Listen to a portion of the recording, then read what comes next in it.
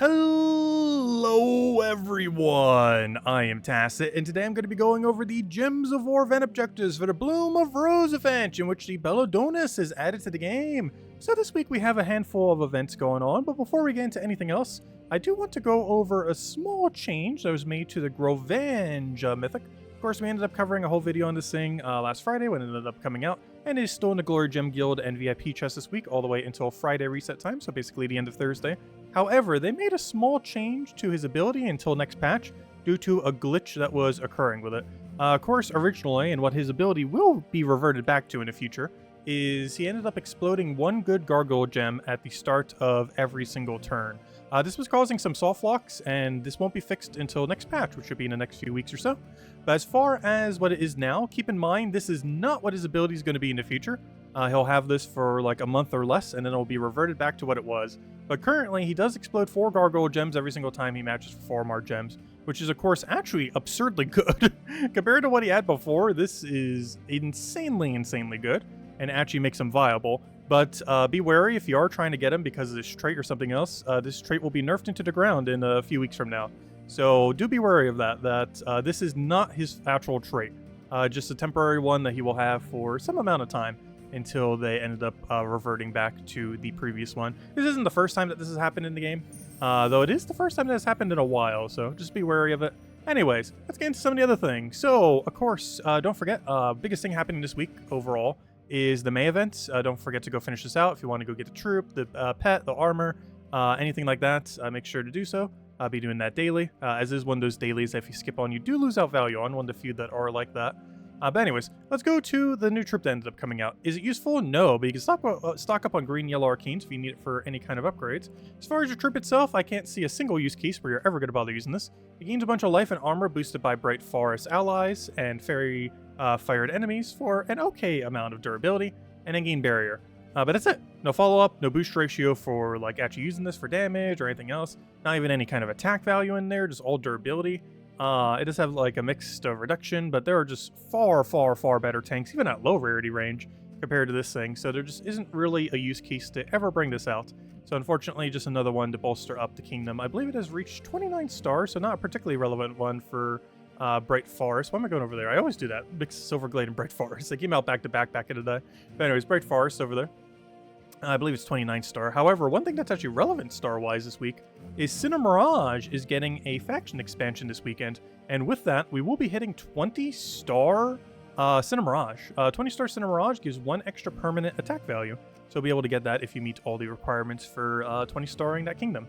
Anyways, as far as the event key drop table is concerned, it is of course associated to that of Bright Forest. As far as that is, let me go ahead over there. I did not actually set it up preemptively. Normally I do, just so we don't have to click through these. So it doesn't take that long. There we go.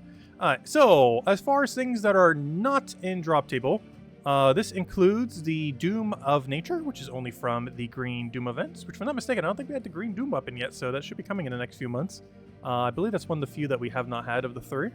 Let's see. The 5 faction troops from Sunken Fleet, 5, are not in the drop table, as well as the Star. This is only from the Volky drop table. And lastly, of course, the Emeraldin, which is only from the Gem Dragon Egg drop table, also from the Soul Forge. As far as opening event keys this week, I would say it's pretty good to do so. While the Mythics are pretty underwhelming and very occasionally used in the current state of the game, there are a few utility troops that you definitely want to have your hands on that are specifically in the event key drop table. One of these being Queen Titania. So Queen Titania is really good scaling throughout the entire game. Her and Tesla are like the 2 that are super good legends for just destroying everything early on, if you can get your hands on it.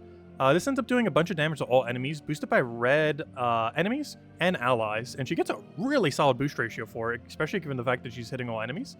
And if there's a bunch of red on the board, she also gains extra turn. But the biggest value she actually has is, to this day, her ability, mana cost, and final trait combo for doing Fairy Fire is still effectively the best Fairy Fire in the game. While there has been a handful of Mythics that do end up applying Fairy Fire, none of them have really overall been a better troop than Queen Titania. They might do their extra turn ability better, because they have like Fairy Fire Entangle or Fairy Fire Burn or something else to go with it. However, as far as just the whole package of a troop, this is still essentially the strongest way in the game to Fairy Fire. which makes her really strong until we get a Mythic that can properly do better than her. The other thing that is absurdly noteworthy, another really good early game thing, if you somehow do not own a Leprechaun right now, if you just started the game recently, or for any reason do not own a Leprechaun, you should throw every event key you have until you get one, because this thing is absurdly good. You probably see me use it every single week we ever do anything, probably every single day, given just between the streams and everything. But it still holds as among one of the best mana accumulators in the game. It has gotten down a little bit in power ever since Takshaka came into the game, as that can kind of do what it does automatically, especially if you have 2 or 3 of them. However, it is still, when you just want one single trip to do a ton of mana accumulation for your team, the best overall option that you can do from turn 1. It starts with Empower, able to explode all greens on the board, also just giving you some free gold on top. On top of that, he also has a link, so you can even get a little bit more mana, which energizes pretty well if you're already doing a green-heavy team. So overall, it's a really solid mana accumulator that can find its way to absolutely any team in the entire game. So highly, highly advise you make sure to go get that. But it's mostly just those two. Leprechaun and Queen of Tanya. Unless there's some other like utility troop, like one of the Empowers or something else you want to pick up. Child of Summer's okay. Stuff like that. But for the most part, the Mythics are pretty skippable. They're mostly just looking to get key legends, and definitely a Leprechaun if you're earlier on in the game, if you have not already gotten yourself one. So, okay, event key, just nothing really good on the Mythic side unless you're just looking to Kingdom upgrade. Though do keep in mind, 30 star is around the corner for Bright Forest. Though by the time it is 30 starred, we'd likely have another event by then, so you can kind of just wait until then. Anyways, as far as other things that we have going on this week, as far as the guild-related events, we have ourselves a pretty standard world event. Most noteworthy thing is just don't take the Fox. The 2 worst are Wendigo and Fox King. And due to how it's set up, until 31 battles in, you can lose some values if you only don't take the Frostfire or the Foxfire King. However, as long as you just don't take this one, you're going to be fine. You don't really have to remember like the exact order that this one you also should miss. Because once you hit 31 plus fights, as long as you just don't take Foxfire King, you'll be getting the maximum amount of points going forward. So just be wary that that is the one that is your absolute lowest one. And just don't take it, and you should be good to go. But pretty straightforward as per usual. We get a lot of extra magic, so just run anything that you can do a lot of extra damage to. Our restriction is Bright Forest, which oddly enough is also basically the exact same teams we'll have for Underspire, because they are both simply a Bright Forest restriction this week. So whatever you're running for this game mode, you would pretty much just copy-paste it and put it 1-to-1 into your Underspire team. So whatever you're running for one, you'll probably run for the other. Only difference being hero class, like at the earlier to later range, you might switch out and stuff like that. As far as main options that we end up having here, we have a few as far as things that can do pretty good damage. I don't think I've used it on a single team, but Emeraldin, if you have it, pretty nice. Unfortunately, ever since the Celestial Dragon buff, the Gem Dragons do hit a little bit worse. So this one doesn't hit as good, but it does have some really high score reduction, so it could be a really good tank. Queen of Tanya is pretty much going to be your bread and butter. If you have it, use it. It has 20% stats this week as Fairy Fire. It's absurd damage. Unfortunately, it doesn't scale, which can be an issue with some of these modes during the later range, but it's still so much damage that it shouldn't really matter. There's some Mirage Queen strategies. Personally, I don't think it's going to be worth it going down the Skull Spam route, though, even though you do have some armor tier and stuff to go with it. And, of course, Leprechaun's going to be on every single one of your teams. You simply just use this and get a ton of free mana. And that's pretty much a rundown on them. A few other gimmicks we could do, too, like try to run Dooms and try to get Death Marks and stuff like that, but for the most part, it's going to be Queen of Tanya teams. Like, you're basically building Queen of Tanya, Leprechaun, and whatever else you have. Maybe a Child of Summer in there, anything else, and that's pretty much it. Anyways, as far as other things we have going on this week, this Tuesday we have our faction event for the Sunken Fleets, which is where you get Mirage Queen, which is pretty noteworthy. I didn't really make much mention of it yet, but that's the 50% mana start troop. It's not in the event queue drop table, but you can just simply throw at any point your Chaos Shards at the Sunken Fleet faction and go get yourself one. A really great utility troop, particularly for Rowan quick kill, as well as any elemental team in the game. And of course, the Elementalist hero class is very strong, among one of the strongest in the game, and it doesn't actually have the half mana start, which you can get with the Mirage Queen from that faction.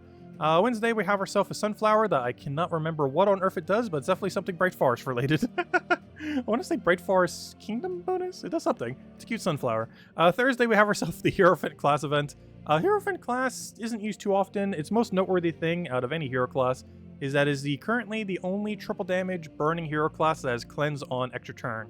So if you're running against a team that has a lot of freeze or entangle, particularly to first slot, this could be a great way to counter it.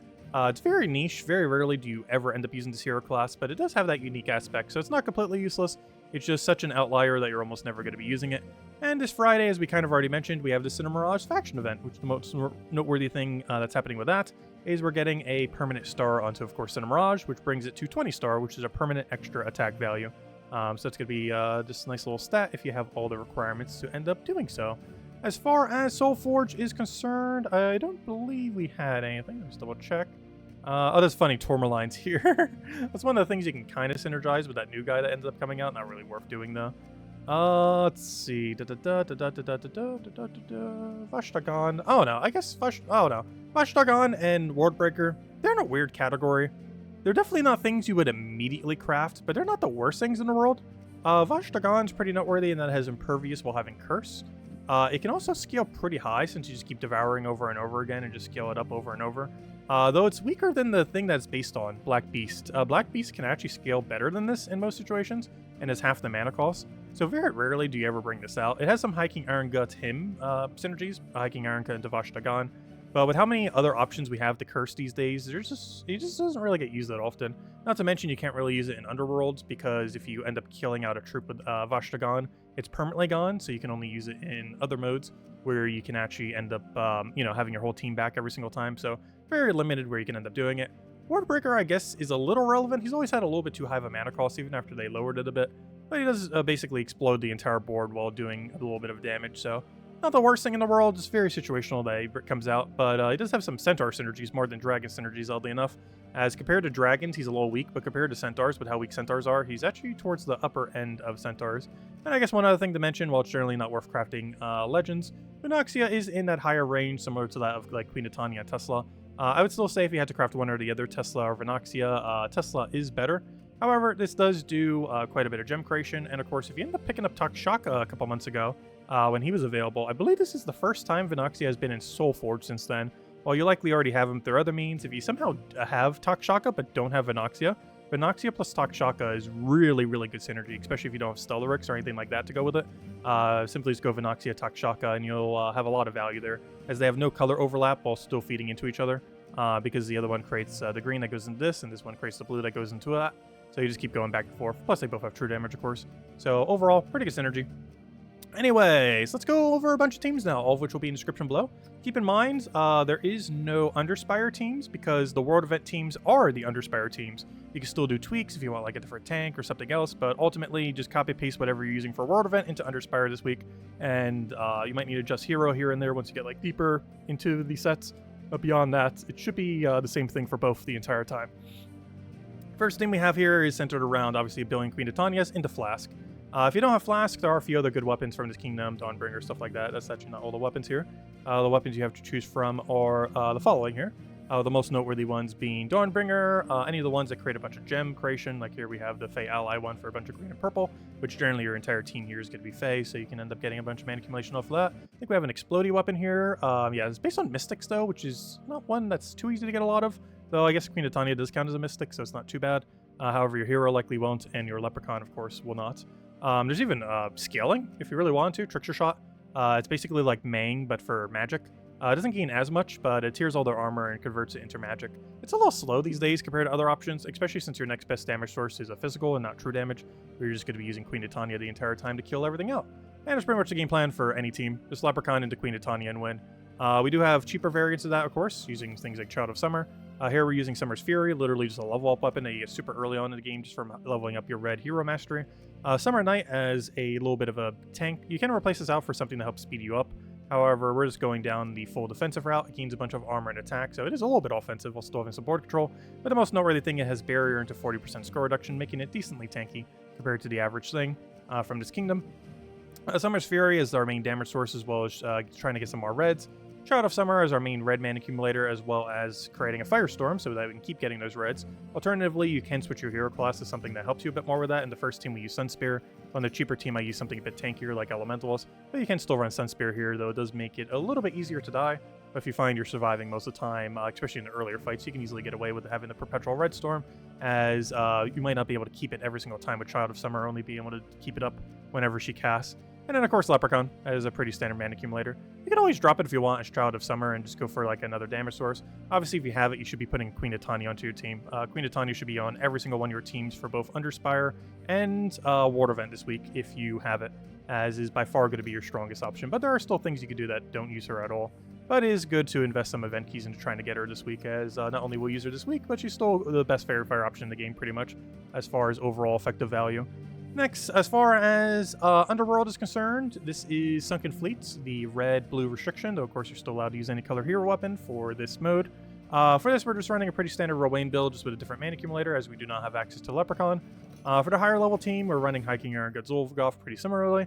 Angry Mob can be replaced out for other mana accumulators, I just happen to do it here, but just Mirrorlith, anything else into that category.